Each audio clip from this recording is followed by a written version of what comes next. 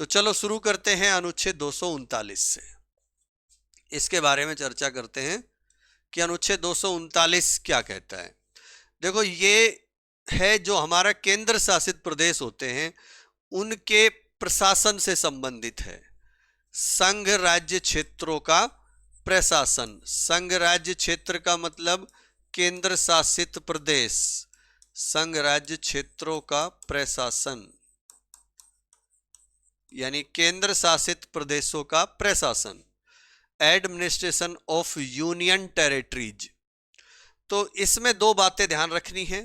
पहली बात तो ये ध्यान रखना है कि जो पहला खंड है वो ये कहता है कि प्रत्येक संघ राज्य क्षेत्र का प्रशासन राष्ट्रपति करेगा। और राष्ट्रपति कैसे करेगा, यानी यह राष्ट्रपति द्वारा किया जाएगा और उस सीमा तक किया जाएगा जैसा वह ठीक समझे, और एक प्रशासक के माध्यम से किया जाएगा और जिसे वो ऐसे पद नाम से नियुक्त करेगा जैसा वह निर्दिष्ट करे, स्पेसिफाई करे। सीधी सी अर्थ में हम ये समझ सकते हैं कि राष्ट्रपति जो ये केंद्र शासित प्रदेश होते हैं इनका संचालन, इनका प्रशासन वो करते हैं, या उनके नाम से किया जाता है या उनके द्वारा किया जाता है। और वो कैसे होगा, यानी उनके द्वारा उस सीमा तक इनका प्रशासन होगा जैसे वह ठीक समझे, और एक प्रशासक के माध्यम से किया जाएगा। यानी एक व्यक्ति किसी की भी नियुक्ति की जाएगी और उस व्यक्ति के पद नाम वो होगा, उनका डेजिग्नेशन वो होगा जो वह स्पेसिफाई करे। राष्ट्रपति, हम देखते हैं ना कि संघ राज्य क्षेत्र में कहीं तो हम प्रशासक कहते हैं, कहीं उपराज्यपाल कहते हैं। दिल्ली में आप खूब एलजी शब्द का प्रयोग आपने खूब सुना होगा, लेफ्टिनेंट गवर्नर। तो ये सारी चीजें वहां उनके आदेश में ये स्पेसिफाई होती है कि यहाँ के प्रशासक को क्या कहा जाएगा। तो राष्ट्रपति के नाम से होता है। एक ये ध्यान रखना है। एक ये कि राष्ट्रपति किसी राज्य के राज्यपाल को निकटवर्ती जो संघ राज्य क्षेत्र है उसका प्रशासक नियुक्त कर सकेगा। मान लो ये एक राज्य है, इसके आसपास कोई केंद्र शासित प्रदेश है, यहाँ एक राज्यपाल है, उस राज्यपाल को कह दिया कि आप इसको भी संभालोगे।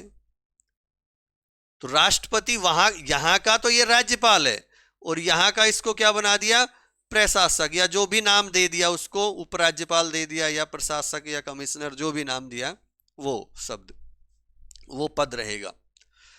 अब यहां पर एक असमंजस की स्थिति बनती है कि राज्य में तो राज्यपाल काम करता है मुख्यमंत्री के परामर्श से या मंत्री परिषद के परामर्श से। तो जो अब यहां का राज्यपाल है मुख्यमंत्री के परामर्श से काम कर रहा है, तो क्या इस केंद्र शासित प्रदेश में भी ये मुख्यमंत्री की सलाह से काम करेगा? तो ऐसा नहीं है।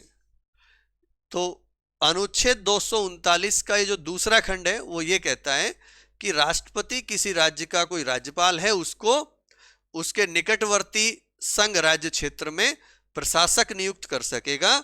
और जहां राज्यपाल इस तरह से नियुक्त किया जाता है जिस केंद्र शासित प्रदेश में, वहां पर वह ऐसे प्रशासक के रूप में अपने कृत्यों का प्रयोग करेगा, यानी अपनी मंत्री परिषद से स्वतंत्र रूप से करेगा। भाई यहां तो मंत्री परिषद के अधीन है, किसी राज्य में ये मंत्री परिषद के सलाह के अनुसार काम कर रहा है, लेकिन यहां पर काम करेगा तो इसकी सलाह से नहीं करेगा, स्वतंत्र रूप में काम करेगा।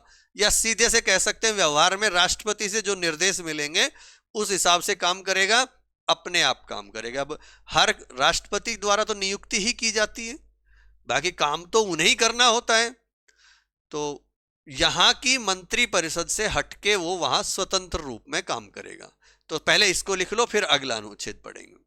लिखो अनुच्छेद 239, या पहले टाइटल लिख लो, संघ राज्य क्षेत्रों का प्रशासन, एडमिनिस्ट्रेशन ऑफ यूनियन टेरिटरीज। फिर लिखो अनुच्छेद 239 नंबर 1 लिख लो।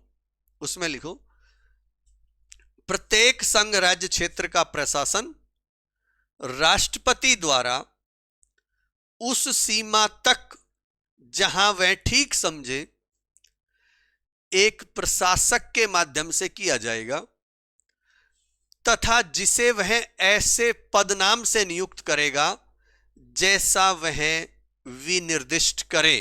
या स्पेसिफाई लिख लो ब्रैकेट में, विनिर्दिष्ट के, स्पेसिफाई करे। नंबर 2, राष्ट्रपति किसी राज्य के राज्यपाल को किसी निकटवर्ती संघ राज्य क्षेत्र का प्रशासक नियुक्त कर सकेगा। किसी निकटवर्ती संघ राज्य क्षेत्र का प्रशासक नियुक्त कर सकेगा।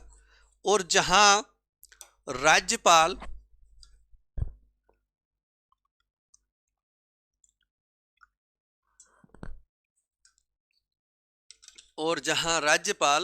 इस प्रकार नियुक्त किया जाता है, वहां वह ऐसे प्रशासक के